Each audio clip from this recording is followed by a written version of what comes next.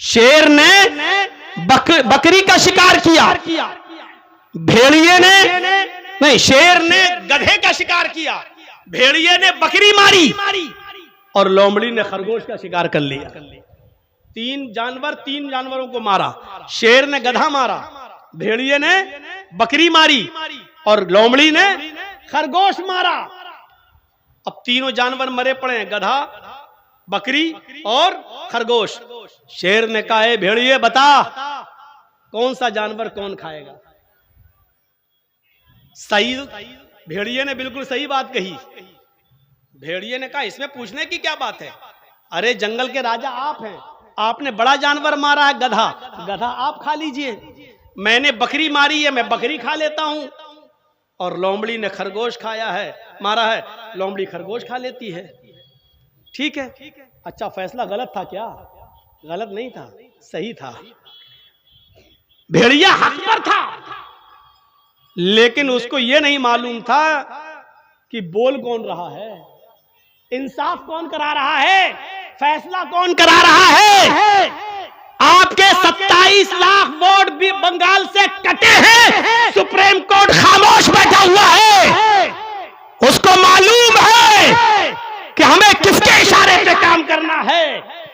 इस शेर को समझने की कोशिश कीजिएगा मेरे भाइयों। शेर ने कहा, भेड़िए बताओ कौन सा जानवर कौन खाएगा। भेड़िए ने कहा, गधा आप खा लो, बकरी मैं खा लेता हूं, लोमड़ी खरगोश खा लेगी। शेर ने कहा, इधर आ।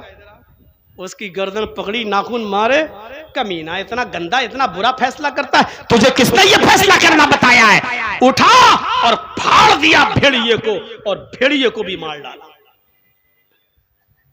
अब लोमड़ी बची। लोमड़ी ने देख लिया भेड़िए का अंजाम, लोमड़ी ने देख लिया भेड़िए का अंजाम। अब शेर ने लोमड़ी से पूछा, इधर आ, बताओ कौन सा जानवर कौन खाएगा। लोमड़ी कहती है, इसमें भी कोई पूछने की बात है, ये कमीना कुछ जानता ही नहीं था, इसको किसी ने कुछ बताया ही नहीं। अरे जंगल के राजा आप हैं, गधा आप सुबह खा लीजिए, बकरी आप दोपहर में खा लीजिए, खरगोश आप शाम को खा लीजिए, और अब तो ये भेड़िया भी मरा पड़ा है, इसको रात में सोते वक्त खा लीजिए। ये चारों जानवर आप नहीं खाएंगे तो कौन खाएगा? जंगल के राजा आप हैं, ये चारों जानवर आपके लिए हैं। शेर खुश हो गया। शेर ने कहा, इधर आओ। लोमड़ी की पीठ थपथपाई और सीने से लगाते हुए कहा लोमड़ी से, इतना अच्छा फैसला करना तुझे किसने बताया है, कहां से सीखा है तूने? लोमड़ी ने जवाब दिया, इस भेड़िए से सीखा है। लोमड़ी ने जवाब दिया, इस भेड़िए से सीखा है, हमने इस भेड़िए के अंजाम को देखा है, इसलिए। बंगाल वालों, मेरी आवाज तुम्हारे कानों तक जा रही हो तो बिहार वालों का अंजाम देखकर, यूपी वालों का अंजाम देखकर, और दूसरे इलाकों का अंजाम देखकर तुम थोड़ी देर के लिए लोमड़ी बन जाओ, लोमड़ी बन जाओ और हिकमत से काम लो। यही हिकमत तुम्हें आने वाले वक्त में शेर के जुल्म सितम से बचा सकती है। शेर को अगर पहचान गए तो मेरी तकरीर समझ जाओगे, लेकिन शेर का नाम मैं नहीं लूंगा, वरना फिर जेल में चला जाऊंगा। मेरे भाइयों, अब तो और डर लगने लगा, मौलाना लोगों के साथ क्या क्या मामले होने लगे। तो मेरे भाइयों, बस इतनी सी बात आपके सामने मुझे रखनी थी। 12:12। मैं 1.5 घंटे से ज्यादा नहीं बोलता हूं, लेकिन 1.25 घंटा बोल दिया हूं, आपके सामने खींच दिया है मैंने अपनी बात। अल्लाह से दुआ करता हूं कि बारे इलाह हमें हिकमत से काम लेने की तौफीक अता फरमा, हम जालिमों के जुल्म से अल्लाह हमें बचा, और जालिमों को भी जुल्म करने से बचने की तौफीक अता फरमा। ऐ अल्लाह गरीबों की मदद फरमा, ऐ अल्लाह हमारे अंदर भाईचारा पैदा फरमा दे, ऐ अल्लाह कौमी यकजहती हमारे अंदर पैदा फरमा दे। ऐ अल्लाह जहां जहां इलेक्शन हो रहे हैं, अमन पसंद और अमन परस्त सरकार को मुतय्यन फरमा दे। हमारे ऊपर ऐसे हुक्मरानों को मुसल्लत फरमा जो सबको लेकर चलते हो, हिंदू मुस्लिम सिख ईसाई, जो सबके अंदर भाई भाई की भावनाओं को लेकर चलते हो और सबको भाई भाई समझते हो। ऐसी सरकार को लेकर हमें बनाने की हमें तौफीक अता फरमा, और ऐसी सरकार को बनने में तू हमारा ताउन फरमा, हमारी मदद फरमा। अल्लाह जब तक तू हमें जिंदा रख, इस्लाम पे जिंदा रखना, और जब हमारा खात्मा हो तो अल्लाह ईमान पर हमारा खात्मा ঠিক করে না। খুব অল্প দিনে আপনাদের ঝাড়খণ্ডে কালো মেঘ উঠবে। কারণ এখন বর্তমানে পশ্চিমবঙ্গের অবস্থা কেমন, আমার আধার কার্ডে যদি একটা ভুল আছে, এখন যদি সংশোধন করব বলছি তো বলছে অফিসাররা ওটা বন্ধ করে দিয়েছে, সফটওয়্যার চলবে না, এখন খালি ছাঁকাও চলছে। তো ওই রকম আপনাদেরও হবে। বিধায় আজ থেকে আপনারা লেগে যান, ক্লান্ত হয়ে যান না, একদিন কাঁদতে হবে। ভাই আল্লাহর গোলাম আর কেউ আছেন 5,000 দেনেওয়ালা? 5,000 দেনেওয়ালা কেউ আছেন? আর 4 মিনিট আছে আমার হাতে, আমি যে সময়টা নিয়েছি 4 মিনিট আছে। 5,000 10,000 একটাও দেখতে পাবো না, এত মহব্বত করে বলছি তারপরেও না।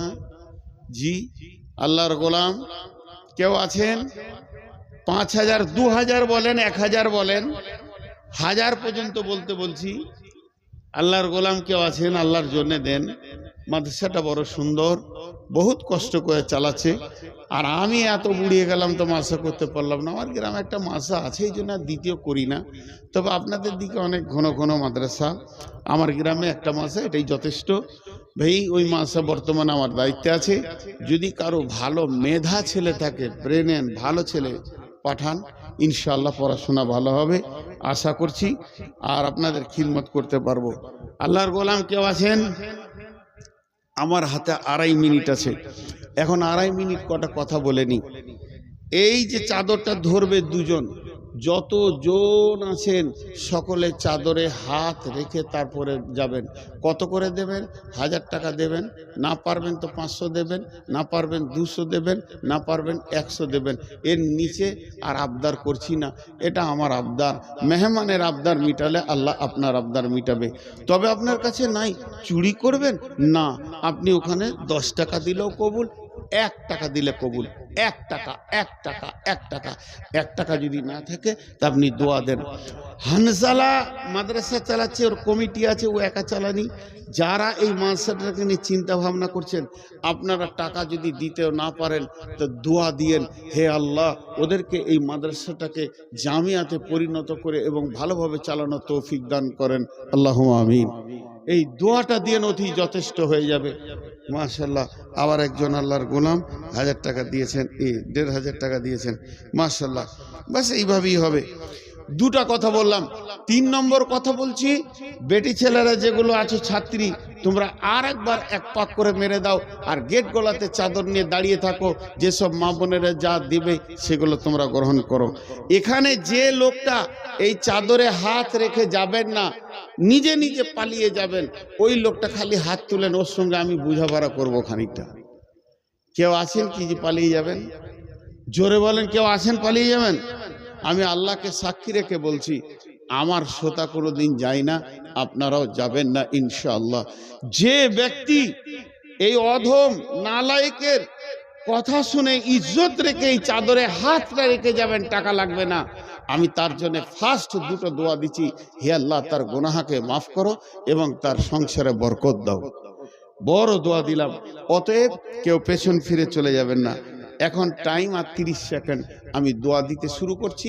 দোয়া দিচ্ছি, আপনারা বুঝে বুঝে আমিনটা বলবেন।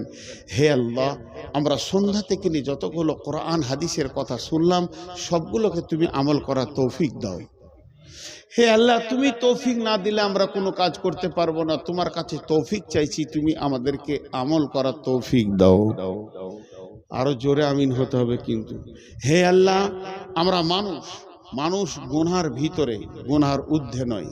আমরা অনেক গুনাহ করেছি, ইচ্ছা করে করেছি, অনিচ্ছা করে করেছি। আমাদের গুনাহগুলো তুমি ক্ষমা করে দাও। হে আল্লাহ, সারা বিশ্ব জুড়ে মুসলমানদের উপরে যারা অত্যাচার করছে, প্রথম তাদেরকে দোয়া দিছি, তাদেরকে আল্লাহ তুমি হেদায়েত দিয়ে আমাদের দলভুক্ত ভাই করে দাও। যদি তোমার কলমে হেদায়েত না থাকে তাহলে তাদেরকে কুত্তা গরু কুত্তা শুকরের মতো দৃষ্টান্তমূলক শাস্তি দিয়ে দুনিয়া থেকে বিদায় করে দাও। হে আল্লাহ, এই বেঈমানদেরকে দুনিয়া থেকে বিদায় করে দাও। হে আল্লাহ, তুমি মুসাকে রাস্তা দিয়েছো।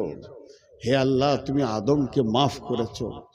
হে আল্লাহ, তুমি ইউনুসকে মাছের পেটে বাঁচিয়ে রেখেছো। সেই আল্লাহ তুমি তো, এ বেঈমানদেরকে ধ্বংস করে আমাদের রাস্তাকে ক্লিয়ার করে দাও।